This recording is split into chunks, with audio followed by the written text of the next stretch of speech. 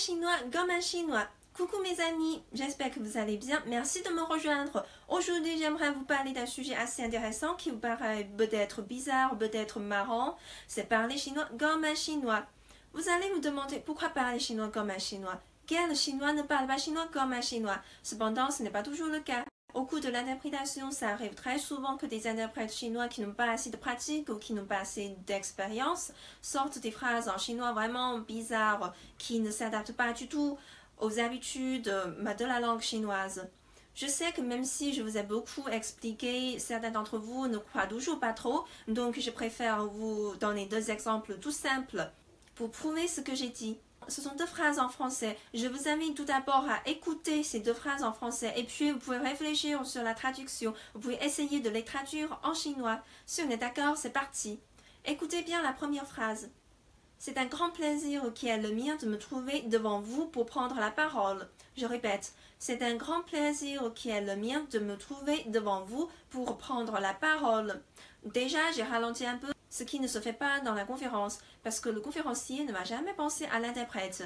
Vous traduisez ou vous ne traduisez pas, ce n'est pas le problème auquel le conférencier pense.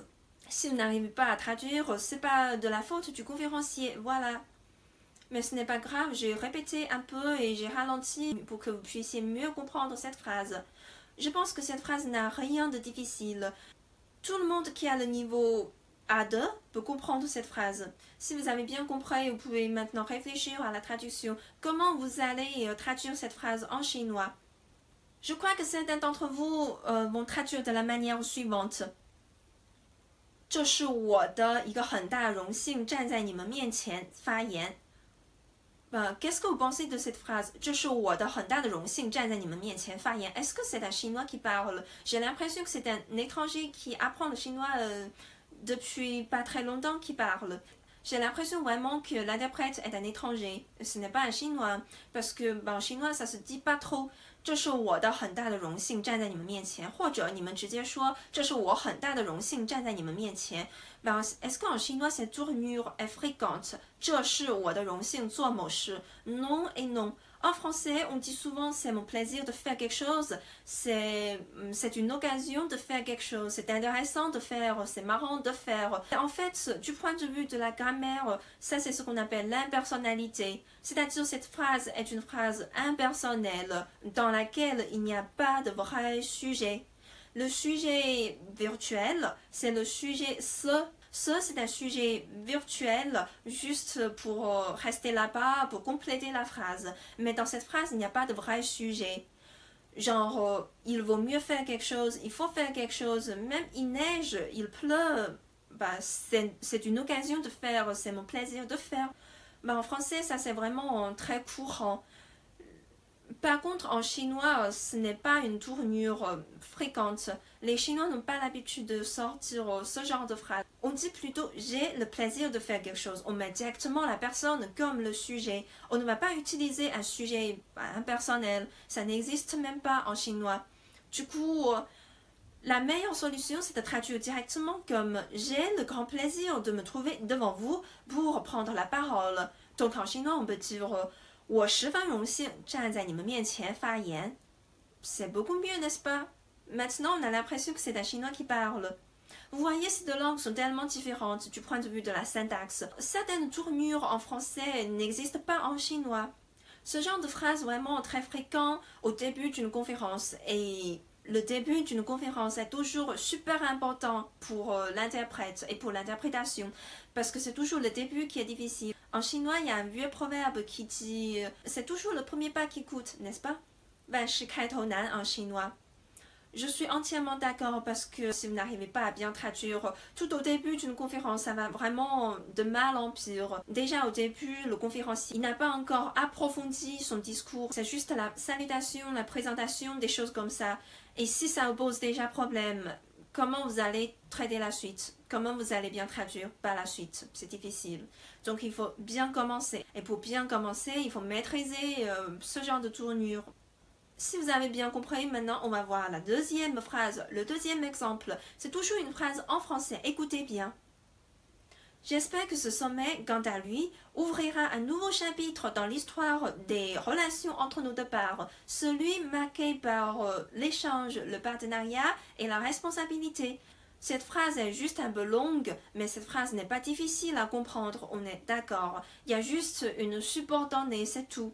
D'abord, je vous invite à réfléchir sur un problème. Est-ce qu'on est obligé de traduire les trois mots « quant à lui » En chinois, on ne le traduit pas. On peut enlever directement ces trois mots parce que « quant à lui », c'est juste pour dire « quant à ce sommet ». Mais ce sommet existe déjà au tout début de la phrase. Mais en chinois, on n'a pas vraiment l'habitude de répéter les mêmes choses. Je sais que les Français aiment bien embellir leurs phrases en changeant de tournure, en mettant plein de subordonnées, etc. Les Français aiment bien écrire des phrases de 5 lignes. C'est le style proustien. Moi, j'aime bien ça, moi aussi, mais en chinois, ça se fait pas. Donc, en chinois, on peut enlever directement « quant à lui » et on traduit la première partie de la phrase. Je répète. J'espère que ce sommet ouvrira un nouveau chapitre dans l'histoire des relations entre nos deux parts. Voilà, c'est la première partie. C'est la partie qui précède la subordonnée. Autrement dit, c'est la principale, si vous voulez. Comment vous allez traduire cette partie? C'est assez simple pour vous. C'est juste, 我希望此次峰会能在我们两方关系的历史上揭开一个崭新的篇章. Là, il n'y a rien de difficile. Ce qui pose problème, c'est la subordonnée. Maintenant, on va voir la subordonnée. Celui marqué par l'échange, le partenariat et la responsabilité. Comment vous allez enchaîner ces deux parties, c'est-à-dire la phrase principale et la phrase subordonnée? Je pense que certains d'entre vous vont traduire de la manière suivante. 我希望此次峰会能在我们两方关系的历史上揭开一个由交流、合作、责任引导的新篇章. Cette phrase n'est pas fausse.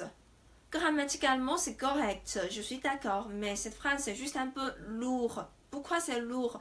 Parce qu'en chinois, on n'a pas l'habitude de dire des phrases très longues. Et déjà dans cette phrase, la partie qui décrit un nouveau chapitre est un peu long. Bon, en chinois, si on dit 什么什么什么什么样的, si la partie qui précède de est trop longue, on a l'impression que c'est une phrase vraiment lourde. Ça, c'est ce qu'on appelle en chinois de不休, c'est-à-dire dans cette phrase, il y a vraiment beaucoup de, le caractère de. Je préfère qu'on coupe cette phrase. On peut dire tout d'abord, 我希望此次峰会能在我们两方关系的历史上揭开一个崭新的篇章. Virgule, 逗号, 这个新篇章的代名词或这个新篇章的关键词是交流、合作和责任. Ça, c'est quelque chose qui s'adapte bien au public chinois. Je répète, vous pouvez comparer un peu ces deux tournures, ces deux phrases, quoi. La première, c'est la tournure lourde. 我希望此次峰会能在我们两方关系的历史上揭开一个由交流、合作和责任引导的新篇章. La deuxième tournure, c'est la tournure que je préfère. 我希望此次峰会能在我们两方关系的历史上揭开一个崭新的篇章. 这个新篇章的代名词是交流、合作和责任. Vous avez le droit de choisir, mais moi je préfère la deuxième. Je vous ai donné ces deux exemples juste pour vous dire que le chinois et le français sont deux langues tellement différentes l'une de l'autre. Le français, c'est du latin. Le chinois n'a rien à voir avec le latin. Ce sont deux langues vraiment très éloignées du point de vue de la grammaire et de la syntaxe. Donc, pour faire l'interprétation, la priorité, c'est toujours de traduire l'idée au lieu de la structure de la phrase. On ne doit jamais imiter la structure de la phrase, ça sert à rien. Ce qu'on doit faire, c'est de traduire l'idée et de faire comprendre au public auquel on s'adresse. Voilà, c'est tout pour la vidéo d'aujourd'hui. N'hésitez pas à liker et à commenter. On se verra très bientôt. Salut!